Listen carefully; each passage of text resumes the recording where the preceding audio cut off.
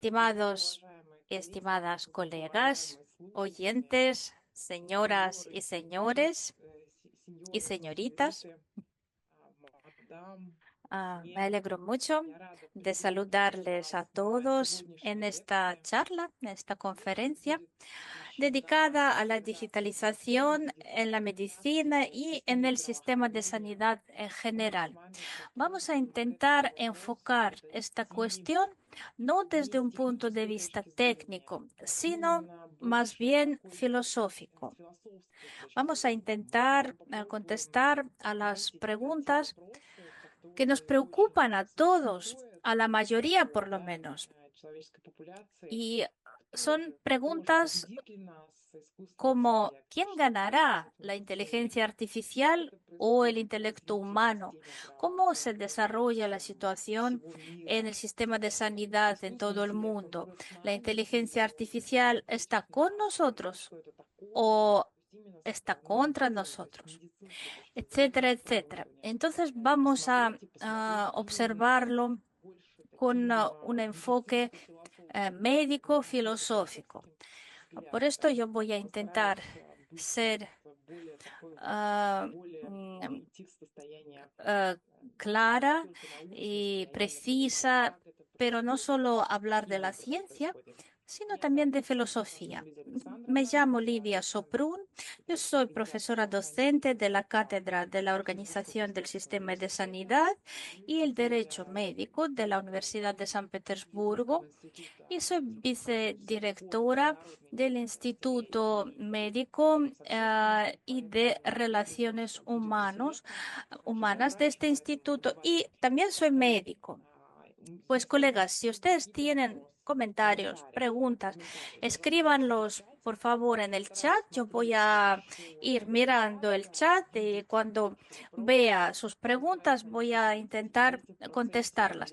Si durante la conferencia no las noto, al final de todas formas las leo y las contesto, porque para mí es importante que mi charla no sea un monólogo, sino un diálogo, una charla de verdad, para que entendamos todos juntos qué es la inteligencia artificial en la medicina. Entonces les invito a ser interactivos. Bien, pues empezamos. Pues la digitalización en la práctica médica, pues capital humano o inteligencia artificial. Vamos a empezar por la actualidad. Sí hemos tenido prácticas parecidas y cómo nosotros enfocamos la inteligencia artificial, si tenemos derechos, si tenemos obligaciones. Y yo empezaría con la historia del año 1948, cuando las Naciones Unidas publicaron el primer artículo de la Declaración Universal de los Derechos Humanos. Es un documento normativo muy importante, un documento amplio, y en este artículo están descritas todas las pautas sobre los derechos y libertades del hombre en general. Y yo creo que aquí es muy importante mencionarlo porque en el año 48 fue publicado el artículo y no ha sufrido ningún cambio. Dice, los seres humanos nacen libres e iguales en su dignidad y derecho. Están dotados de la razón y la conciencia. Cuando hablamos de la Declaración Universal de los Derechos Humanos, ya operamos con el término la razón. Luego aparecieron más documentos normativos, no voy a mencionarlos todos, pero sí que voy a decir que existe el concepto de la integridad psíquica que apareció en 2016 en un artículo de los científicos Ienca y Heiselager. La integridad supone la equidad, el respeto y la defensa contra cualquier forma de cambio. Es decir, el hombre es amo de todos los datos que se contienen en su cerebro y nadie puede modificar o manipular estos datos y no puede impactar la integridad humana. Entonces, el hombre se percibe, se presenta como un ente íntegro. Y es muy importante porque uno de los temores de hoy es la preocupación de que la inteligencia artificial nos pueda modificar a nosotros, a los seres humanos, pues el ser humano es íntegro y está dotado de la razón y conciencia. Luego, tenemos que entender que la integridad del cuerpo de cada persona supone el cerebro y la psique. Y esto parte del artículo de la Declaración de los Derechos Humanos. Otro componente relacionado con las modificaciones dice que cualquier manipulación puede percibirse como la violación de la dignidad humana. Eso es lo que en breve nos dicen los documentos sobre la integridad humana y el concepto de la psique. Pues, ¿cuáles fueron los cambios? Y para esto vamos a ver unos indicadores. El primero de estos indicadores es la velocidad del funcionamiento de los dispositivos. En 20 años ha subido a 10 millones de veces.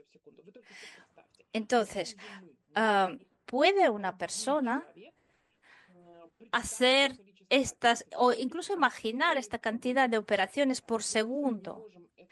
Si hace 10 años fue de 124 mil millones de operaciones por segundo, ahora es 1,1 quintillones de operaciones por segundo. Se trata de operaciones lógicas, cognitivas. Claro que una persona no puede realizar esta cantidad de operaciones. Esto lo puede hacer solo las computadoras más avanzadas y como resultado la inteligencia artificial. La cantidad de computaciones utilizada para entrenar modelos se ha duplicado cada 6 meses desde el año 2010. Es decir, cada 6 meses la información se duplica.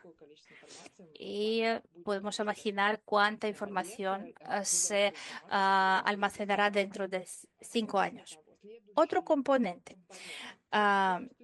es decir, hemos hablado de la velocidad, del volumen de la información accesible.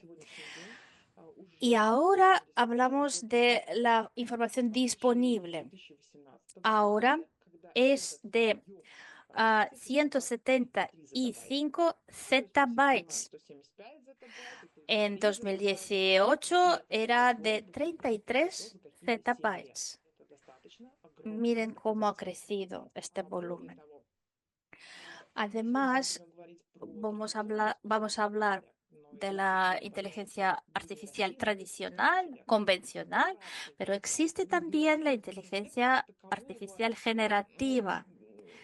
Es una tecnología más compleja y este tipo de la inteligencia puede aprender, crear nuevos vínculos lógicos y el volumen de la inteligencia generativa ha crecido en un 10% en 3 años. Y los dispositivos neurotecnológicos en su volumen también han crecido y la financiación de este ámbito también ha explotado. Para el año 2027 van a subir la financiación hasta 24.200 millones de dólares. En el año 21 era de 11.300 millones de dólares. Pues casi se ha duplicado. Bueno, se va a duplicar entre el año 21 y 27. Y la velocidad del crecimiento es de 14,4%. Pues, ¿qué pasa entonces con la inteligencia artificial? Crece el mercado de la presencia de la inteligencia artificial en la sanidad y esto se debe a todas las ramas, a las nuevas tecnologías, a la composición de este mercado.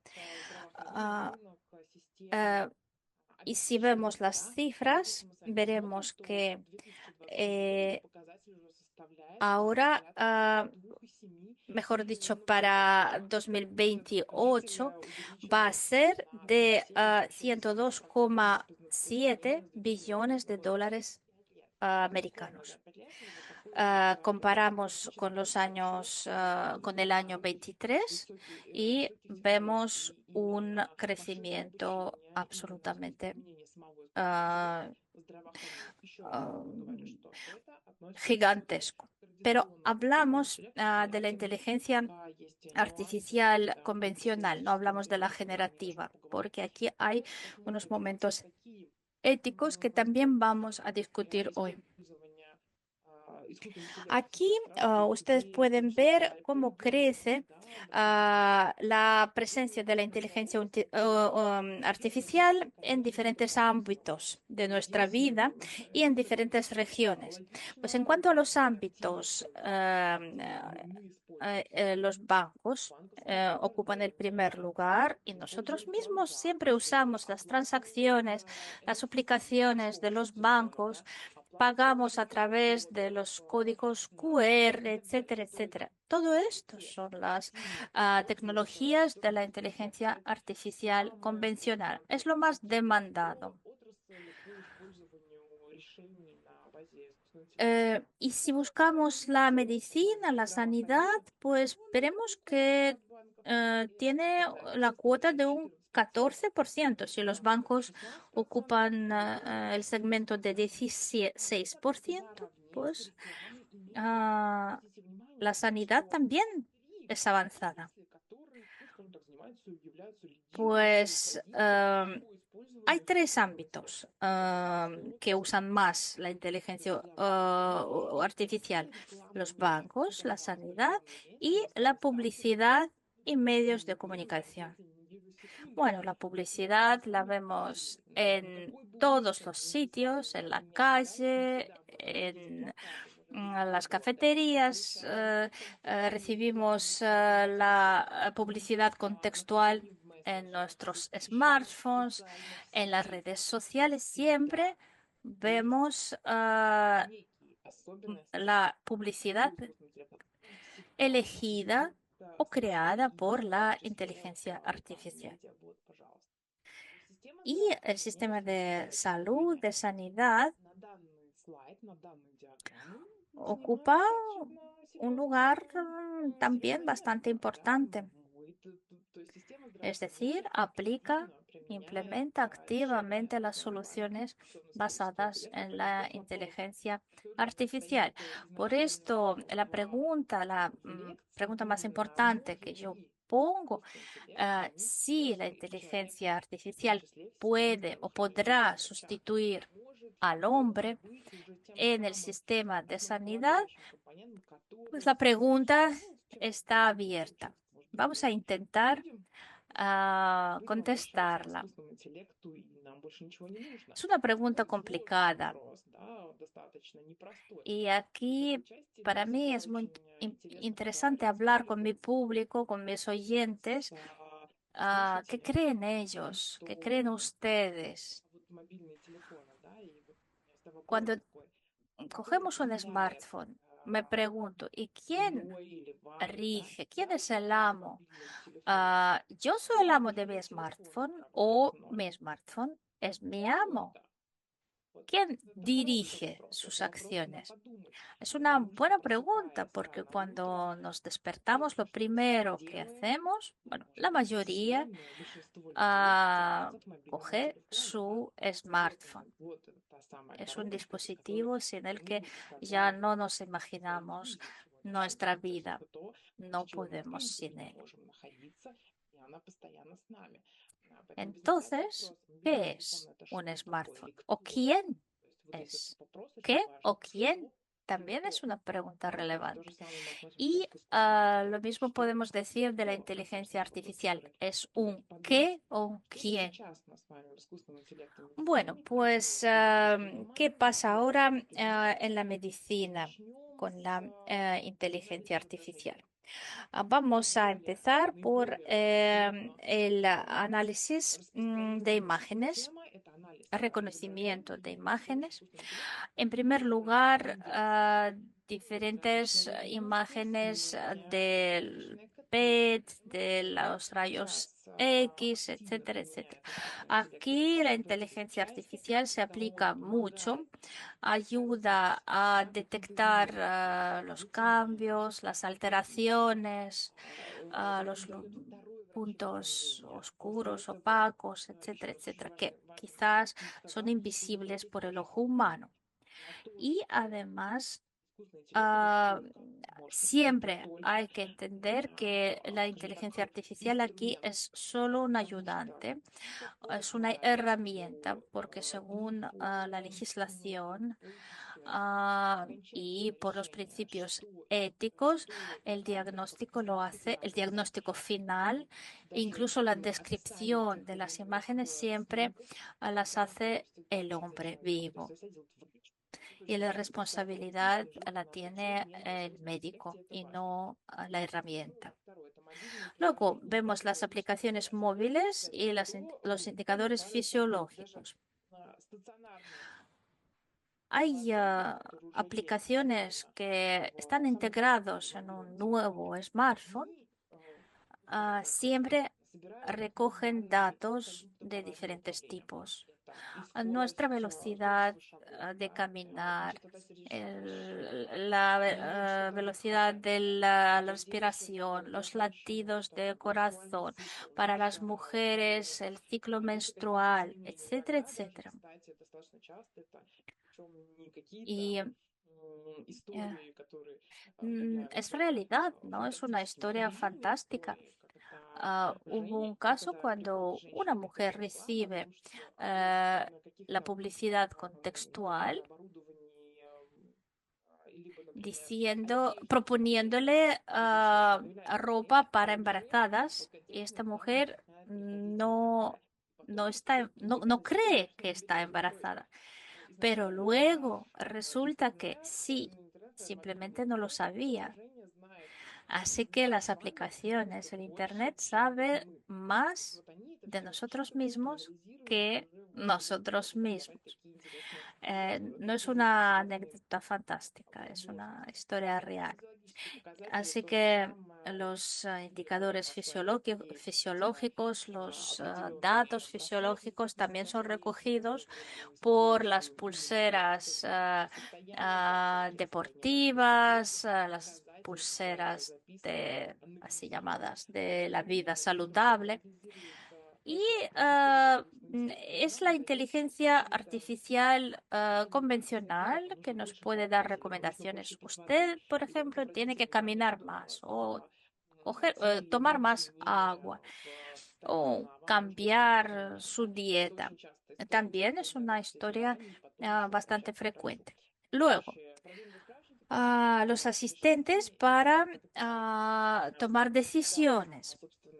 Es cuando la inteligencia artificial convencional se conecta con grandes bases de datos, analiza estas bases de datos y ayuda a tomar decisiones, por ejemplo, sobre los fármacos, etcétera, etcétera. Luego está el así llamado encaminamiento de los pacientes o la creación de las rutas, hojas de ruta de los pacientes. Es un componente muy importante porque para esto se necesitan muchos datos. Luego está la individualización del tratamiento, selección de medicamentos y asignación de dosis.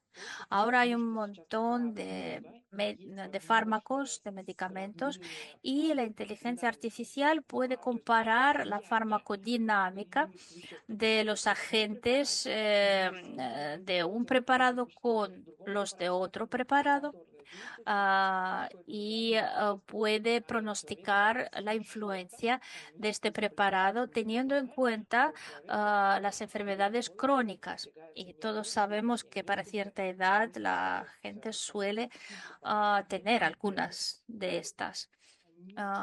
Y así la inteligencia ayuda a los médicos de buscar, de asignar la dosis. También las combinaciones de fármacos. A veces un fármaco puede incluso bloquear el funcionamiento de otro fármaco. Y ahora vamos a ver qué pasó en el año 2018. Google DeepMind desarrolló el AlphaFold. Era un programa basado en la inteligencia artificial que realizaba predicciones de la estructura de las proteínas. Y gracias a estos datos también podemos pronosticar su influencia en nuestro organismo. Esto es muy importante para elaborar nuevas vacunas, nuevos fármacos, fármacos inmunobiológicos, entre otros. Luego, en el año 2021 en una clínica de Cleveland, junto con IBM. Han creado el centro Discovery Accelerator para investigar varias cuestiones biológicas y médicas usando los cómputos cuánticos y tecnologías de la inteligencia artificial.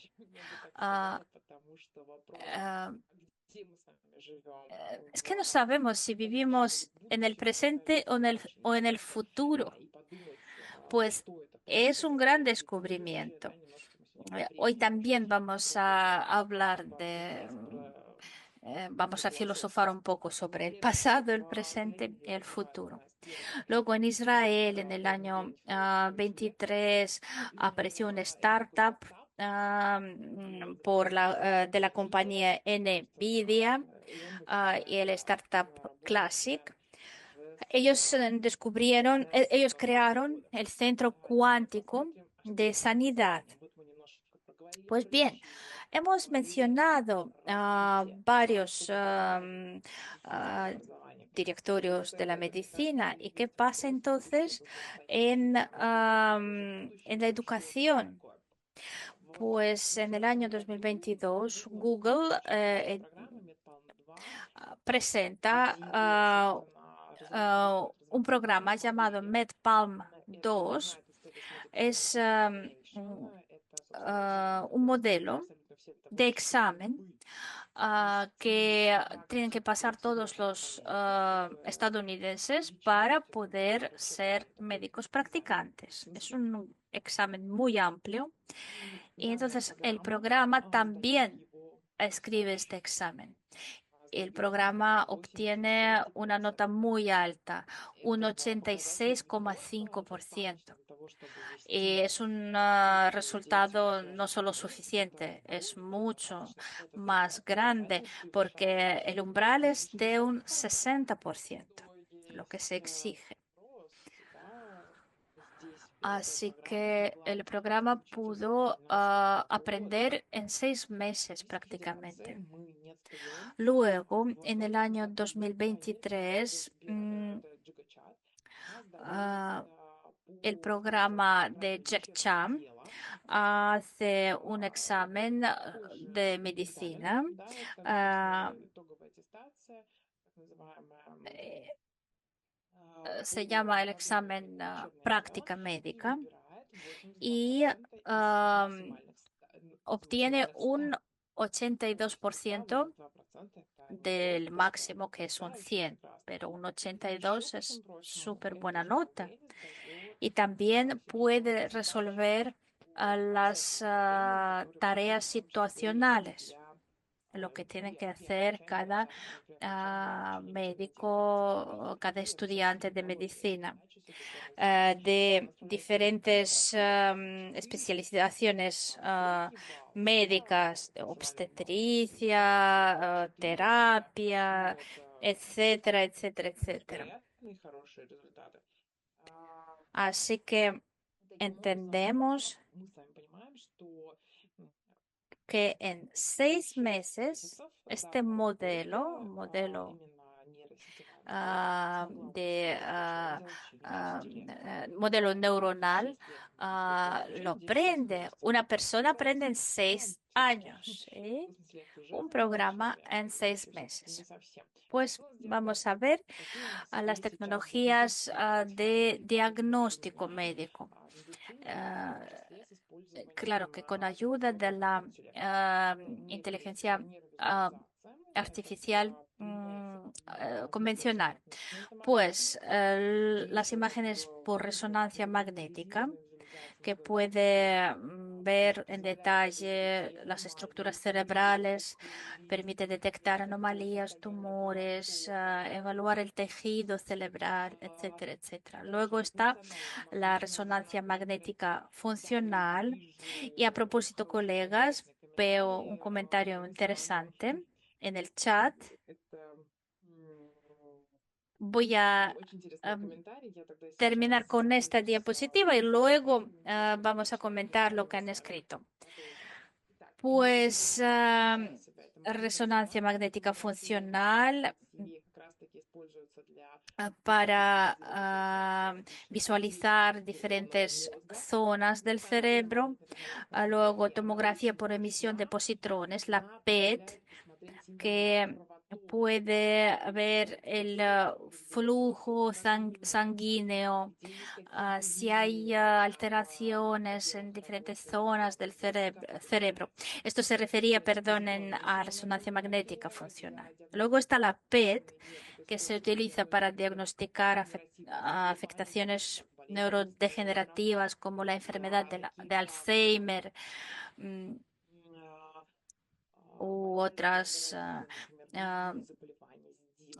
enfermedades cerebrales y mediante el seguimiento de la actividad metabólica. Así se monitorean los mecanismos cerebrales. Luego está la EEG, electroencefalografía. Hay muchos tipos. La actividad eléctrica puede monitorearse durante 24 horas, durante unos minutos o una hora. Puede aplicarse solo a una zona cerebral o no.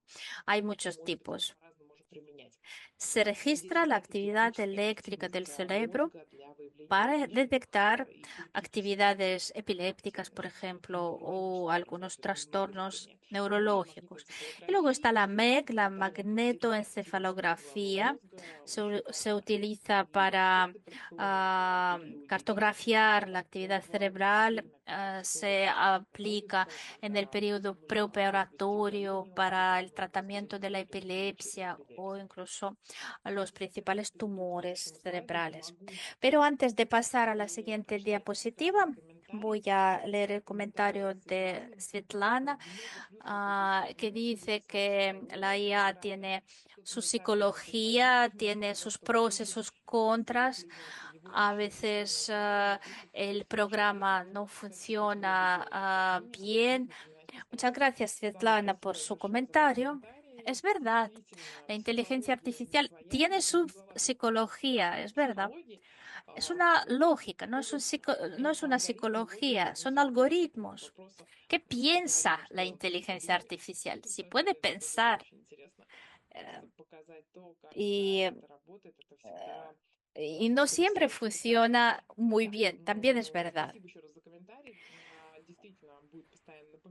Además, los algoritmos siempre son un poco pesados, siempre van a avisar, siempre van a insistir si usted sigue sus consejos. Y ah, hubo un caso cuando compararon la lógica del comportamiento de los clubes de forofos de fútbol y el funcionamiento de los programas. Y parece que los forofos son regidos por un programa. Bien, pues vamos a pasar por otra diapositiva sobre las neurotecnologías terapéuticas. Pues en el año 23 se creó una metodología que permite a las personas con traumas, lesiones del cerebro recuperar la capacidad de moverse con naturalidad mediante el uso de una interfaz digital inalámbrica cerebro espinal dorsal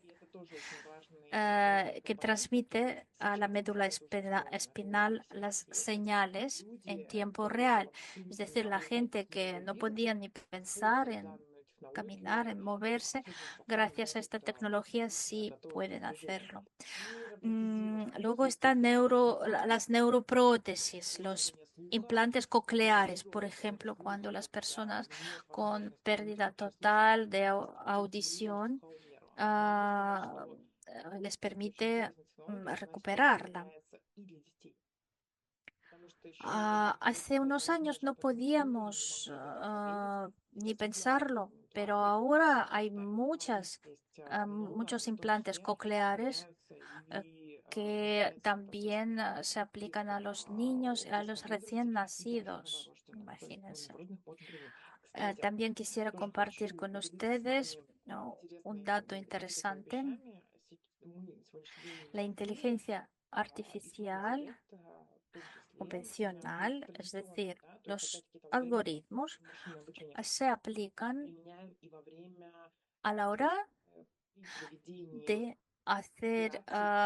de operar ah, a los fetos, es decir, a las mujeres embarazadas y existe la cirugía fetal y la anatomía fetal. Es decir, ahora podemos corregir problemas muy complejos en niños que todavía no han nacido. A mí me parece algo absolutamente fantástico y los resultados son muy importantes. Se trata de las patologías de corazón, de diferentes anomalías fetales, podemos corregirlas y así el niño nace sano.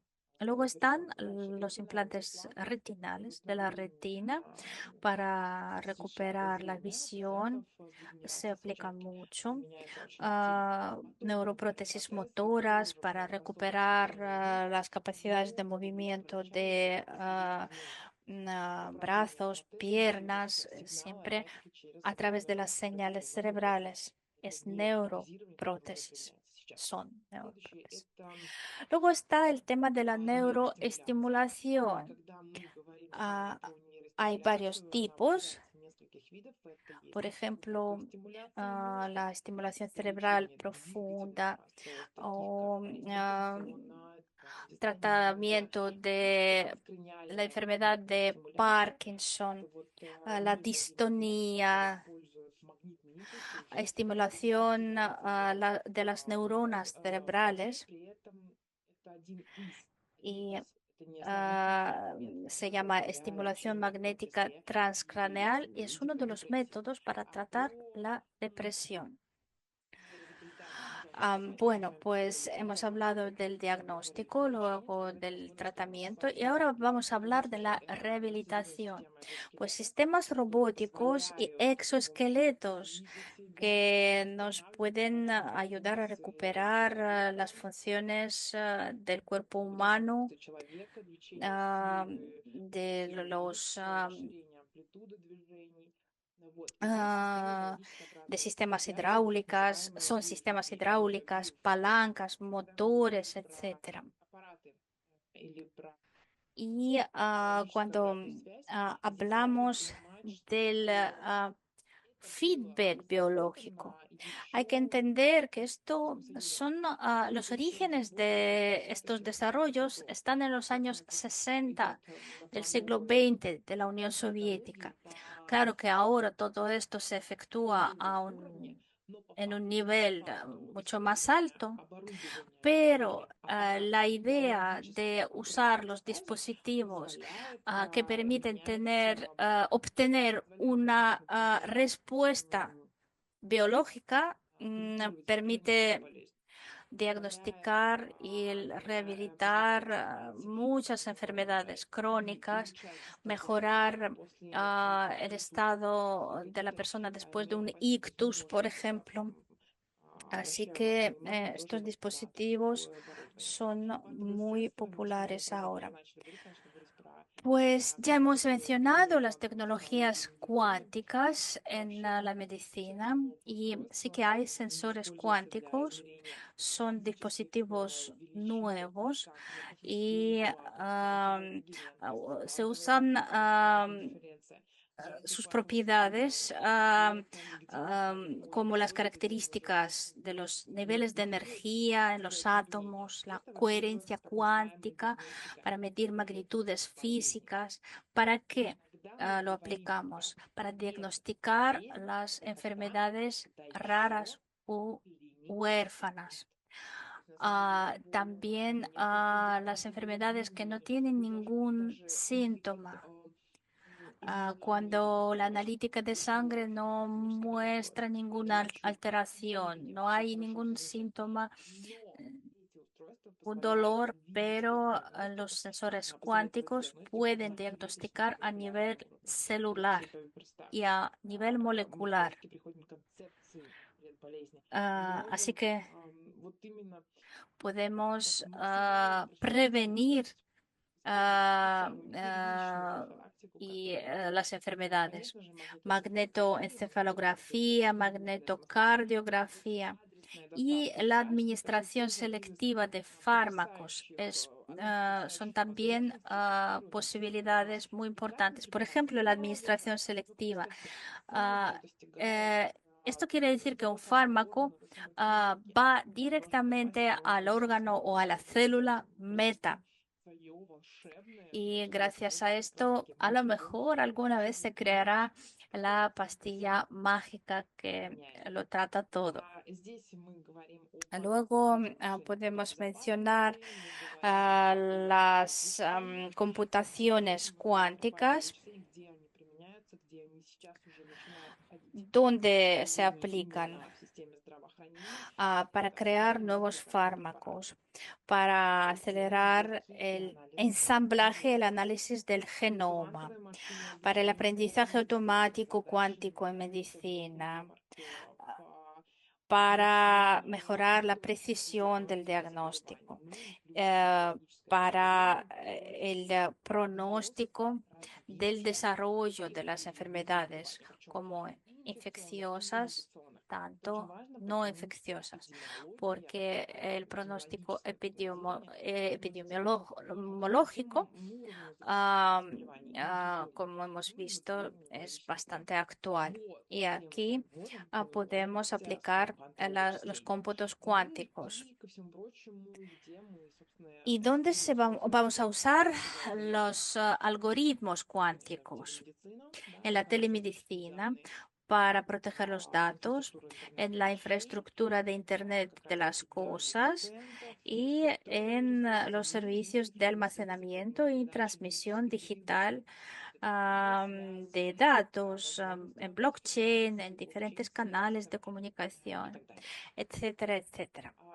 Pues voy a contarles sobre un proyecto nacional ruso que se llama Economía de los Datos. Es un proyecto previsto hasta el año 2030 y su objetivo principal es almacenar los datos. Si antes hablábamos de quién es el amo de la información, el que posee la información, posee el mundo, se decía antes. Ahora también podemos repetirlo. Si poseemos los datos, pues poseemos el mundo. Con los datos podemos hacer muchas cosas, alterarlas, analizarlas, clasificarlas, los datos. Así que la recogida de datos, la transmisión, almacenamiento, seguridad de datos, normas y protocolos de datos, procesamiento de datos, todo esto son objetivos del proyecto nacional ruso Economía de los Datos, que se va a aplicar en todos los ámbitos, en la educación, en el ámbito social, etcétera, etcétera. Bien, pues, y ahora vamos a ver lo que para mí es la parte más importante, más interesante y ya tiene que ver con el enfoque filosófico. Pues hemos empezado por los documentos, mencionando los diferentes artículos, el año 48, etcétera, etcétera. Pues, ¿qué hubo antes? En el año 1942 fue escrito un libro maravilloso de Isaac Asimov llamado Yo, Robot. Isaac Asimov era, en primer lugar, un gran biólogo. Él estudió en la Unión Soviética, luego emigró a Estados Unidos, donde se hizo un gran escritor, fantasta. Y también existe la película llamada Yo, Robot. Y allí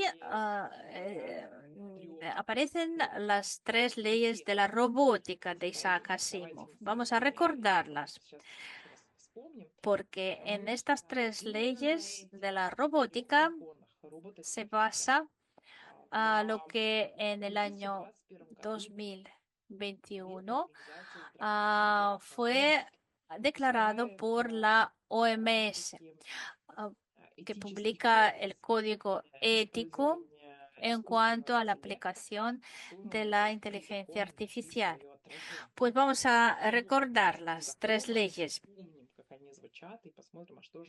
y luego veremos lo que apareció en el año 21. ¿Qué aspectos éticos han usado? Pues la primera ley dice que un robot no puede hacer ningún daño a un ser humano ni por su inacción permitir que se dañe un ser humano. Luego veremos, vamos a compararlo con las bases éticas. Garantizar el bienestar y la seguridad de las personas y la protección de los intereses públicos. Además, esta ley se refleja en lo que en lo que se dice sobre la autonomía permanente de cada persona. La segunda ley de Asimov. Un robot debe obedecer a las instrucciones humanas a menos que dichas instrucciones contradigan la primera ley. Y nos dice el documento de la OMS, garantizar la transparencia, la explicabilidad y la comprensibilidad. Y también esta ley se refleja en, eh, en la inclusión, equidad y un desarrollo sostenible del sistema de sanidad. La tercera ley de Asimov dice, un robot debe proteger su propia seguridad a menos que tales acciones no contradigan la primera ni la segunda leyes de la robótica. Pues también se refleja en lo que la OMS dice sobre los problemas éticos de la inteligencia artificial. Bien, pues vamos a hablar. Como dijo Valentín Matskevich, la vida a veces se presenta como un malentendido, como una excusa para un malentendido. Y es un desconcierto inagotable. Hace unos años ni podíamos imaginar el chat GPT. Y incluso hasta ahora no imaginamos la cantidad de los encuentros online, remotas, lo que apareció durante la pandemia. Antes no lo podíamos imaginar. Sí, usábamos el Zoom, usábamos el Skype, pero un teletrabajo, las reuniones digitales no teníamos. Entonces sí que estamos un poco desconcertados. Entonces, ¿dónde estamos? ¿En qué mundo vivimos? Ah, y sí, pensamos de vez en cuando en esto.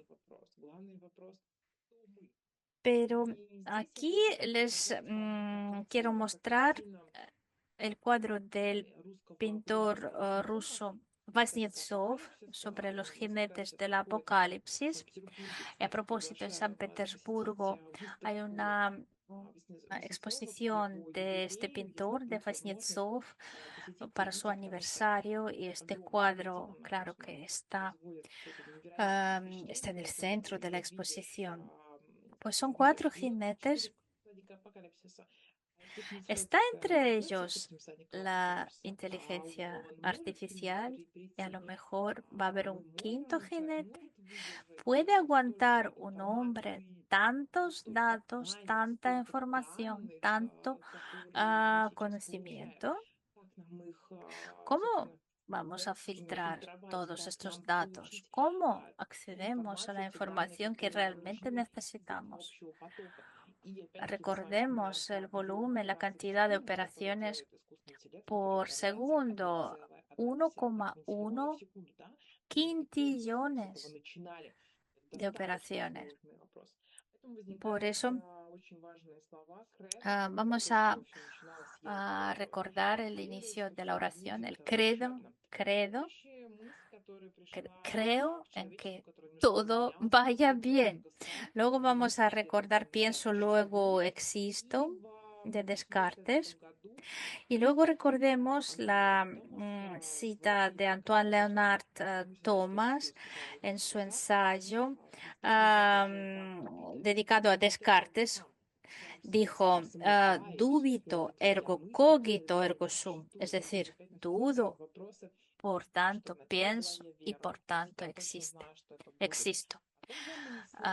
Si empezamos con un creo, aquí en el siglo XVIII, Antoine Leonard Thomas dice, dudo, luego pienso, luego existe.